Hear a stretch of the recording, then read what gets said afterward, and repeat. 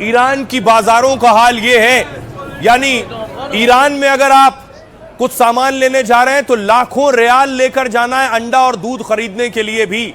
क्या इसी वजह से ईरान में यह प्रदर्शन है? तस्वीर देखिए, ईरान में प्रदर्शन की तस्वीर, कैसे आगजनी हो रही है, आग का तांडव। ईरान के इस्फहान में, इस्फहान वही जगह है यहां के पहाड़ी इलाकों में ही न्यूक्लियर छिपे रखे थे, वहीं यह प्रदर्शन हो रहा है।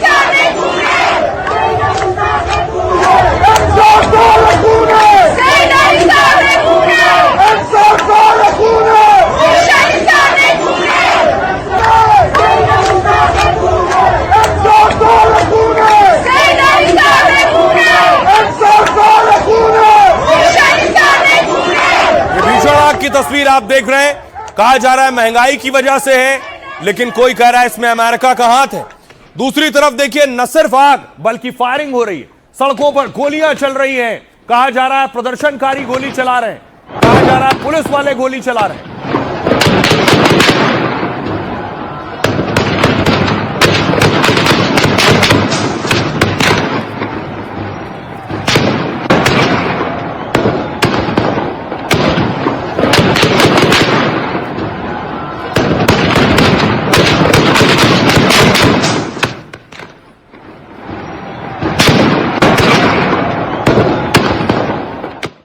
न सिर्फ फायरिंग बल्कि पेट्रोल बम, आग लगाई जा रही है। खास तौर से एक शख्स ने खुद को आग लगा ली, आग लगाई और लोग पेट्रोल बम फेंक रहे हैं इधर उधर।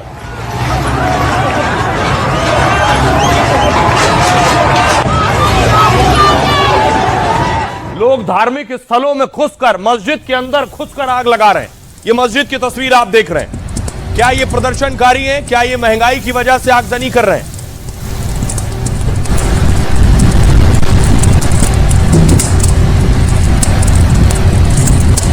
तस्वीरें देखिए, मस्जिद के अंदर घुसे हैं ये उपद्रवी और उसके बाद अलग अलग जगह पर आग लगाने लगे। मस्जिद में जो कारपेट है उस पर आग लगाने लगे।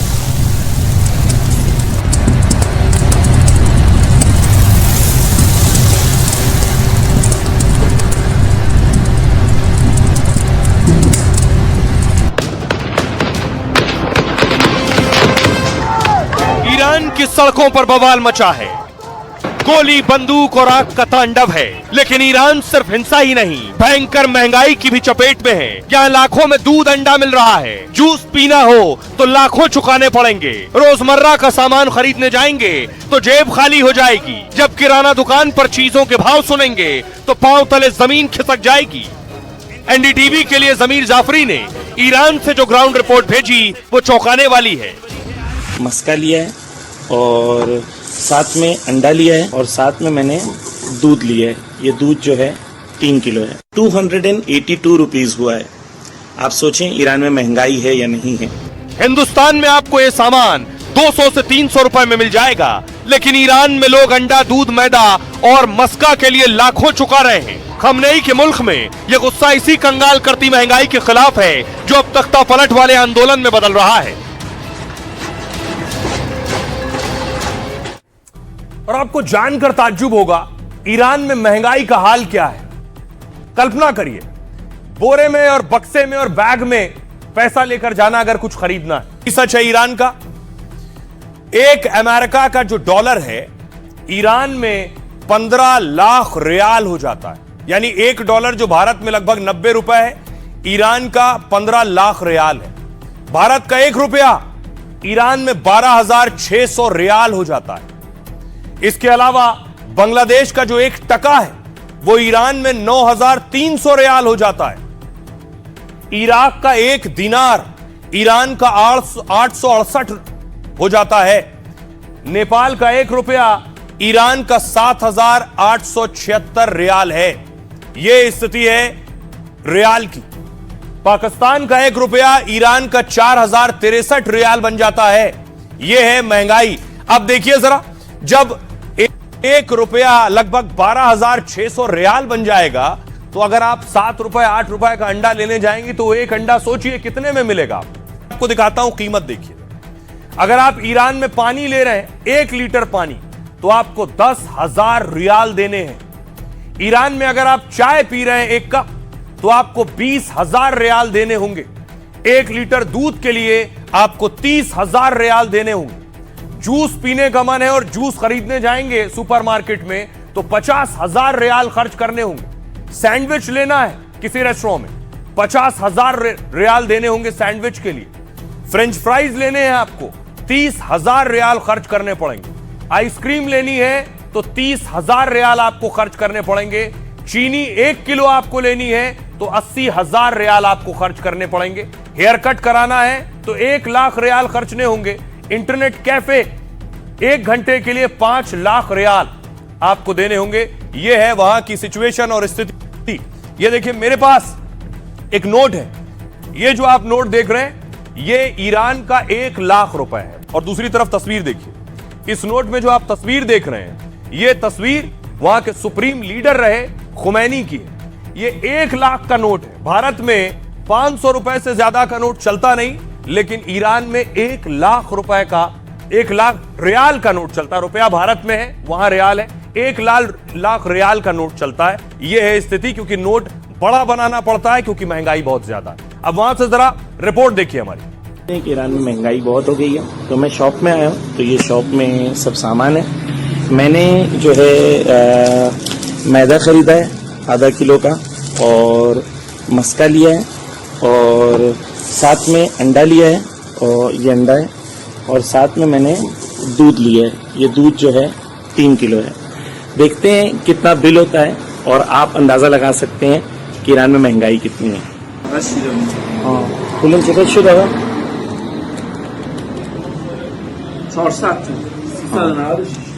396 तुमान हुआ है, और 1.4 से आप डिवाइड कर सकते हैं, आपको पता चल जाएगा कितना हुआ है।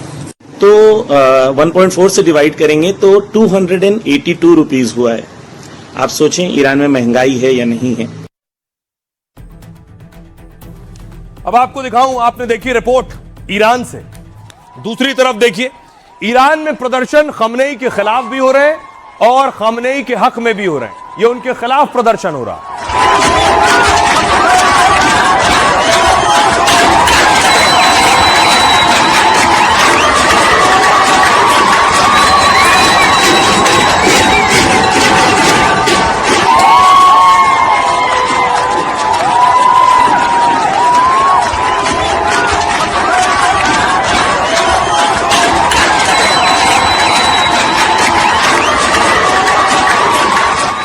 अब देखिए जरा, ये उनके खिलाफ प्रदर्शन हो रहे हैं। खमनेई के हक में भी प्रदर्शन हो रहा है।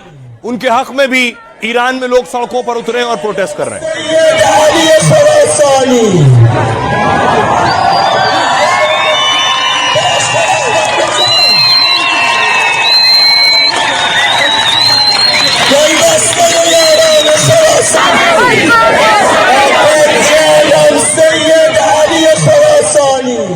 आपको देखिए, इसी तरह खमनेई के खिलाफ लंदन में प्रोटेस्ट हो रहा है। ईरान को लेकर प्रदर्शन हो रहा है। ये लंदन की तस्वीर देख रहे हैं।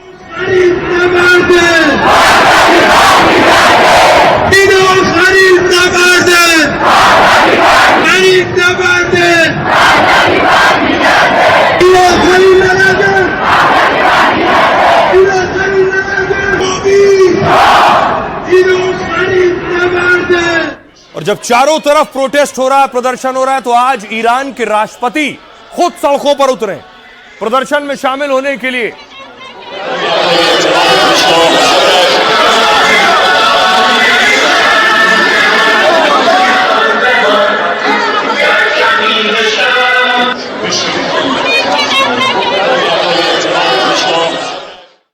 और ईरान में जो आलम है प्रदर्शन का, वो ये देखिए जरा। ये खमनेई के समर्थन में प्रदर्शन हो रहा है। दोनों तरफ प्रदर्शन हो रहा है। देखिए, लिखा है कि अमेरिका को घुटनों पर लाएंगे।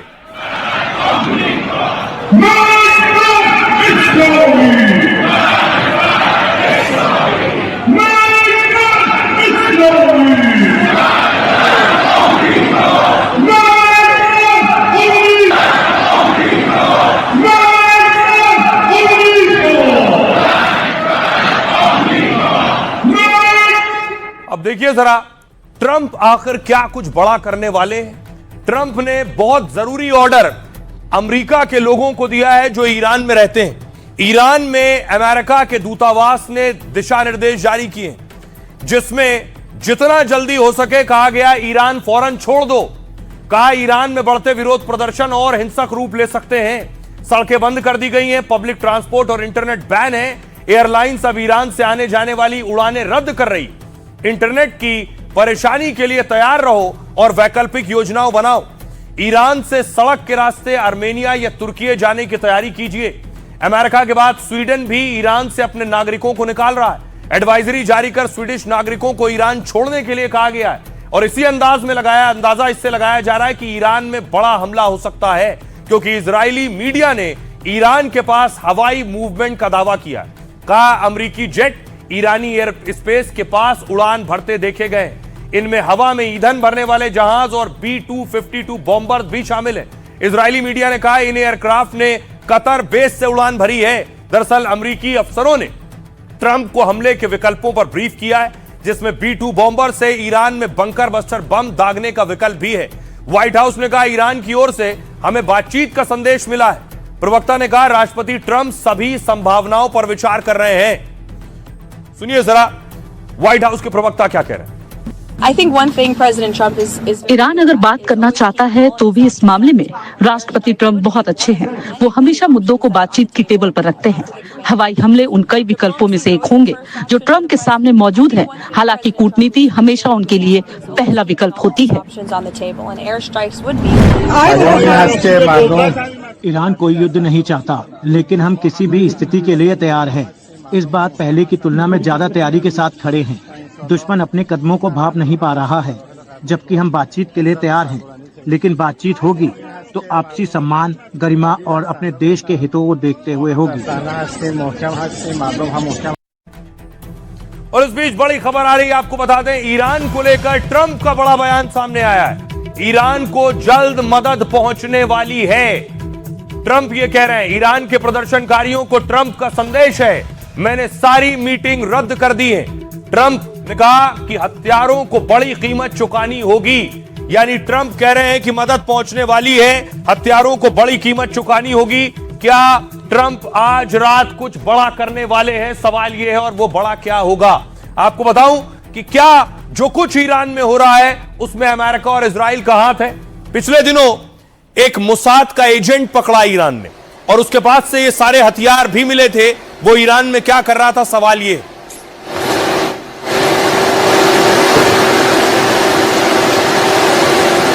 ये हथियार उस मोसाद के एजेंट के पास से मिले हैं। मोसाद खुफिया एजेंसी है इजराइल की। दूसरी तरफ आज कैसे ईरान ने फ्रांस, जर्मनी के राजदूत को बुलाया और दिखाया कि ये जो प्रदर्शनकारी हैं देखो कैसे गोलियां चला रहे हैं ईरान में। ये प्रदर्शनकारियों ने मुंह ढक रखा है। आगे बैठे हुए ब्रिटेन, जर्मनी और फ्रांस के राजदूत और कहा है कि आप अपने विदेश मंत्री को बताइए कि कैसे बाहरी ताकतें आकर ईरान में आग लगा रही हैं।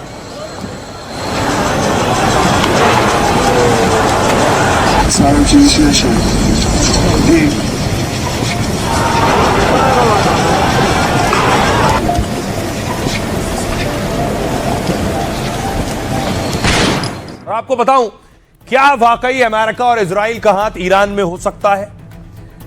वजह सबसे पहले आपको बताऊं, ईरान ने कहा बवाल में इजराइल अमेरिका का हाथ है। मोसाद और CIA के एजेंट पर हिंसा भड़काने का आरोप लगाया। कुछ दिन पहले इजरायली एजेंसी के एजेंट पकड़े गए थे। दावा ईरान के प्रदर्शन में मोसाद के एजेंट शामिल हैं। इसके अलावा अमेरिका, इजराइल सोशल मीडिया को भी अपना हथियार बनाते हैं। फोटो, वीडियो पोस्ट के जरिए ईरान विरोधी माहौल बनाने का भी आरोप लगा रहा है ईरान।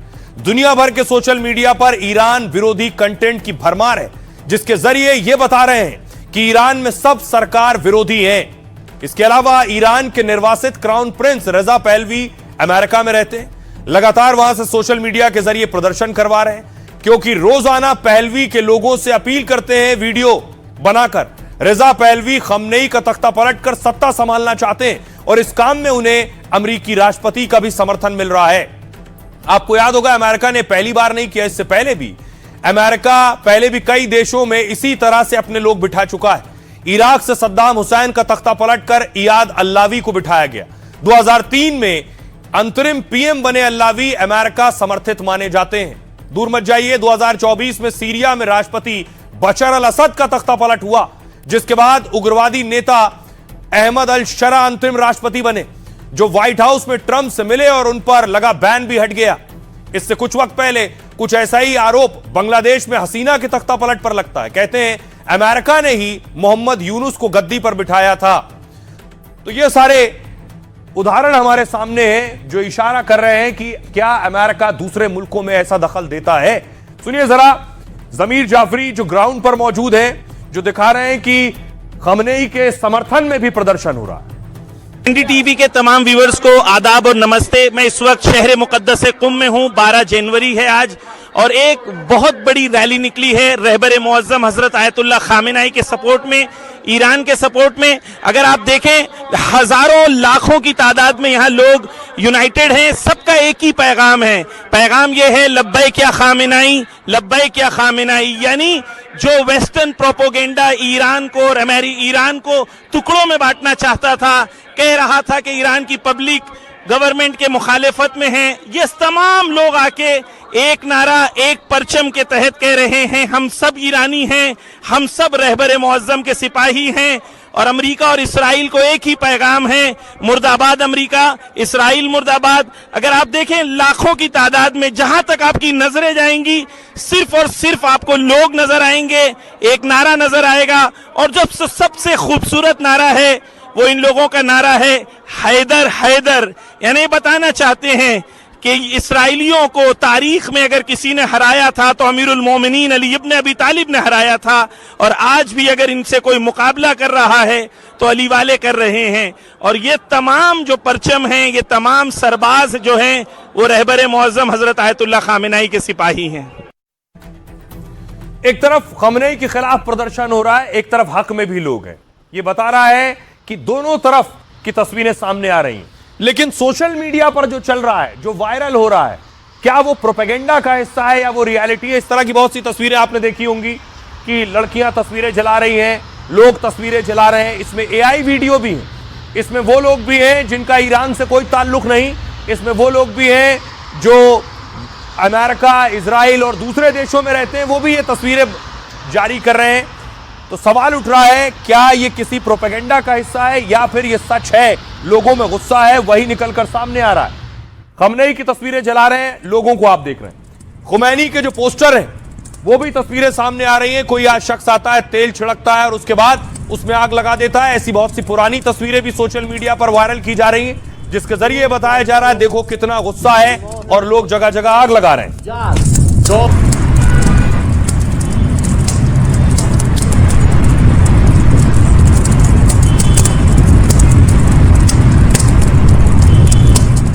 एक तस्वीर जो सबसे ज्यादा वायरल है वो है ये तस्वीर जिसमें एक लड़की सिगरेट से खुमैनी की तस्वीर जलाती है। ये न सिर्फ देश बल्कि पूरी दुनिया में सबसे ज्यादा वायरल तस्वीर है।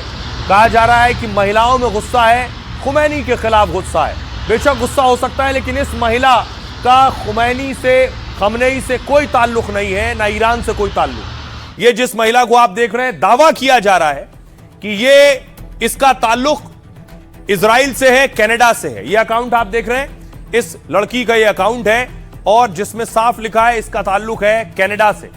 अकाउंट बेस्ड इन कनाडा लिखा हुआ है। इसका नाम है मोटिसिया।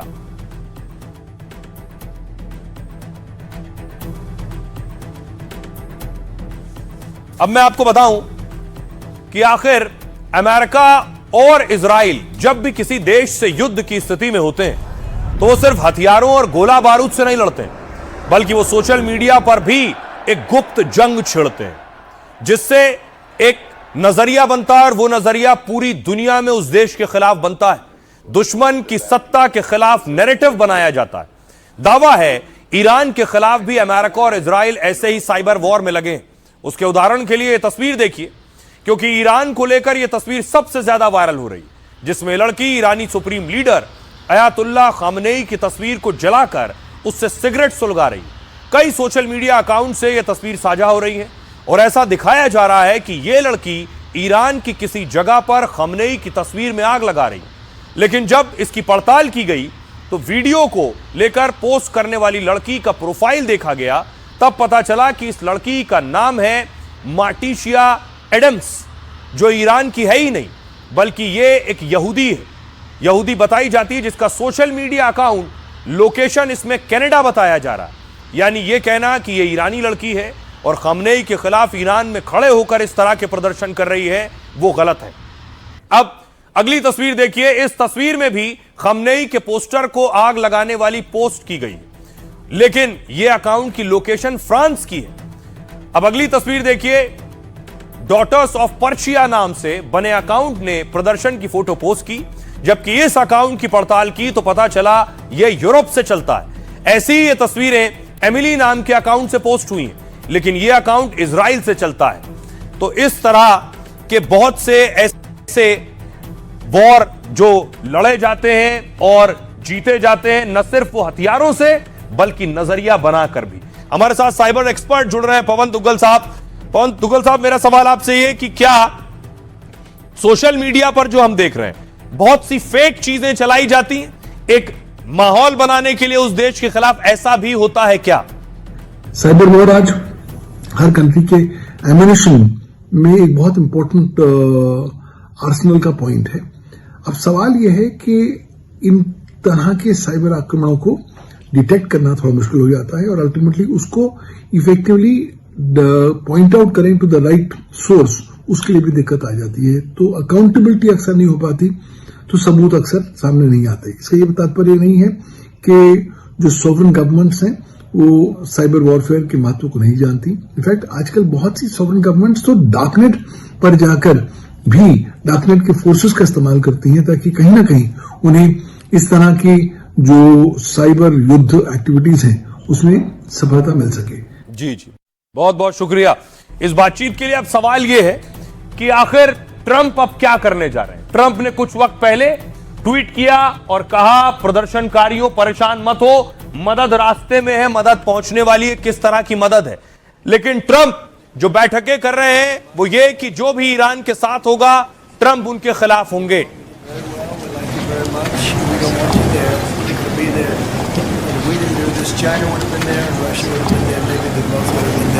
देखिए जरा, अब सवाल यह है कि ट्रंप ने ईरान से व्यापार करने पर अब टैरिफ की धमकी दी। ईरान से कारोबार करने वाले देशों पर 25% टैरिफ लगाएंगे।